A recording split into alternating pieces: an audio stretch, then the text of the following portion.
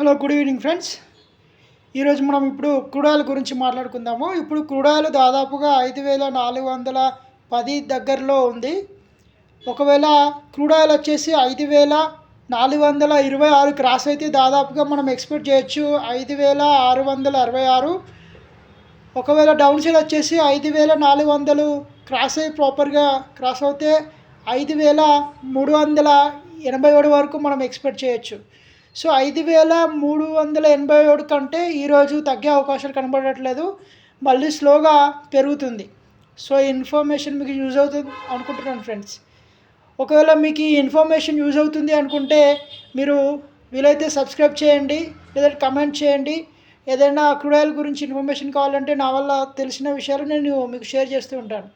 Thanks friends.